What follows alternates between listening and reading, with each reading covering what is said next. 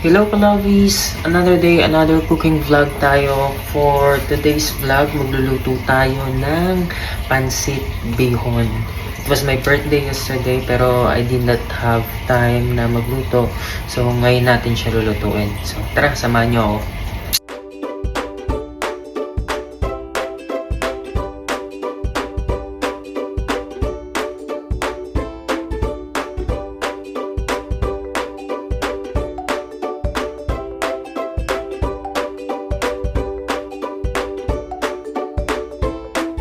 To start with mga kalabis, pipirituhin ko muna yung squid balls na hiniwa ko kanina na ipangsasahog natin. So ito yung way ng pagluluto ng pansit bihon na ginagawa ko. Okay? Pag once golden brown na siya, like this, pwede na natin siyang hanguin guys. Okay?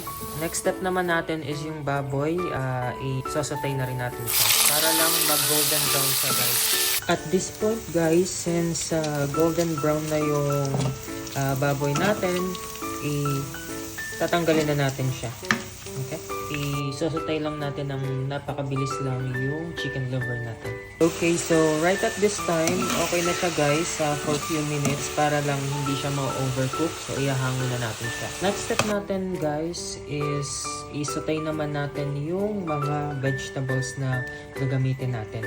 Then lagay lang natin yung carrots. Then sunod natin yung beans natin.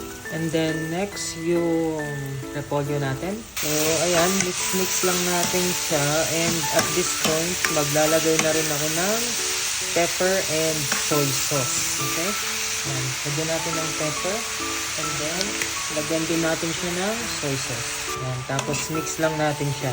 And then, pagka half cooked na guys yung vegetables nyo, pwede mo na itong hanguin for now. Okay?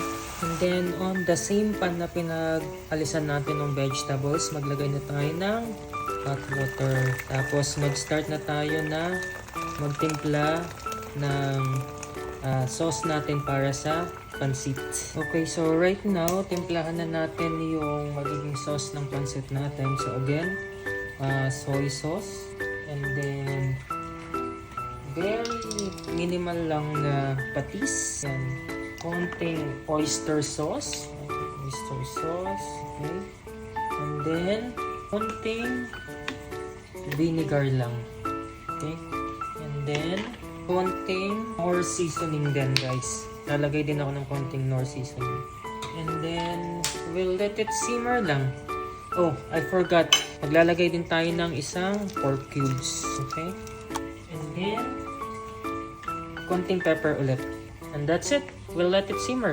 Okay guys, at this point, since nag-simmer na yung sauce natin para sa pansit, then ilalagay na natin yung pansit na binabad natin kanina. Okay? Ayan, tayo lang natin siya na mag-simmer ulit guys. Okay? Ma-absorb ng pansit yung pinaka-sauce natin.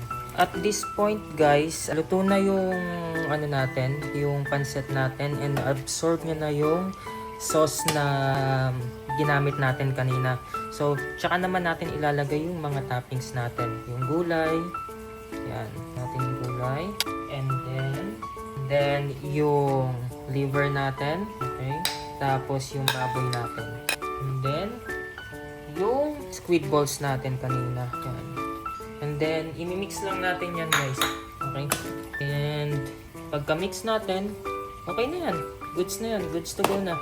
Pwede na siyang kainin. Ayan. Kasi luto naman na yung mga toppings na nilagay natin. Okay? There you go. That's good.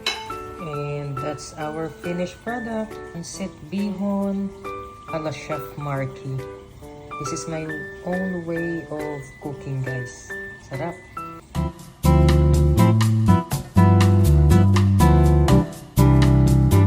Taste test. Masarap. Masarap pag maanghang. Sarap daw. May chili. Success guys, success. Perfect, 2 hours.